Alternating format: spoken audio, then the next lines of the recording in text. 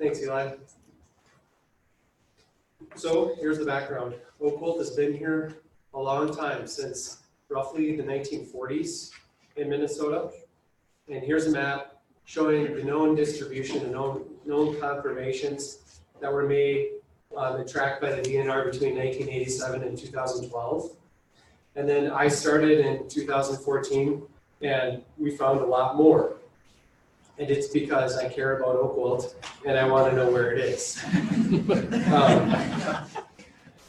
So something that I've observed since I got here, and it's a concern that I have, and it goes beyond oak wilt, but definitely oak wilt has a major role here. What is oak wilt doing to our forests? And you would think, since this disease has been here since the 1940s, some ecologists in the upper Midwest would have studied that, but no one's looked at the ecological impact of oak wilt. And it's something, just kind of a side project that I've always wanted to kind of look into. So I used John Korzanowski's interns to collect some data for this pilot project this past summer.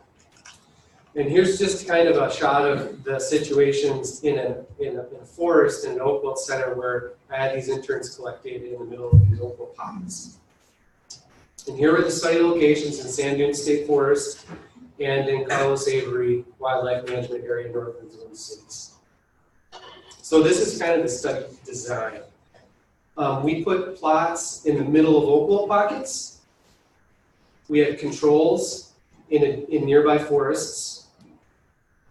And then we put regeneration plots in the middle of former oak wilt pockets. Now this is a 2008 image, so watch the round dot on the right, and then controls in clear cuts that were not formerly damaged by oak wilt. Now here's a 2017 image, so you can see that that spot used to be an oak wilt center.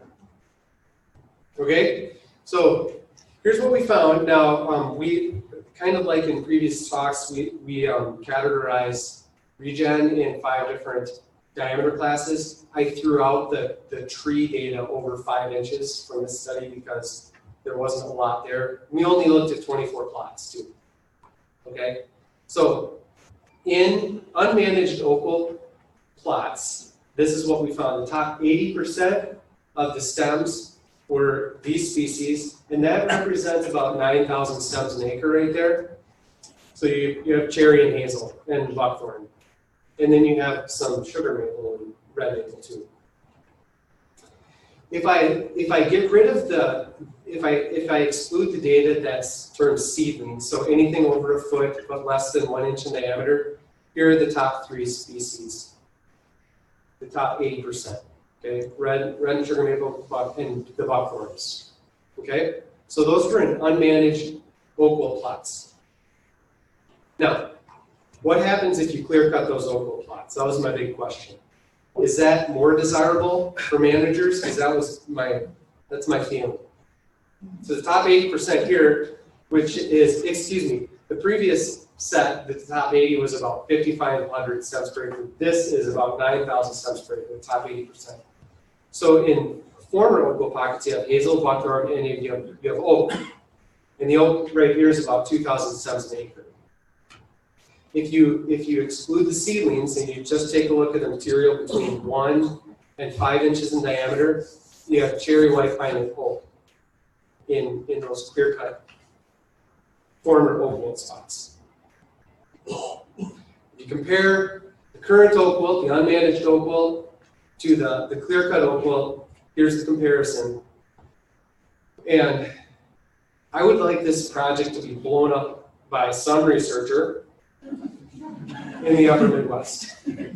Because again, it's unbelievable how little we know of the ecological impact of so many of our tree killers, like Eastern dwarf mistletoe. I mean, give me a break, you know.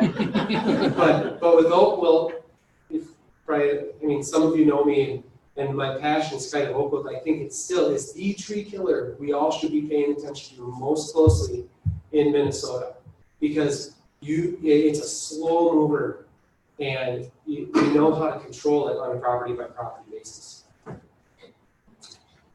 So that's it. Look at that. I didn't even look at the time. Come check out the poster.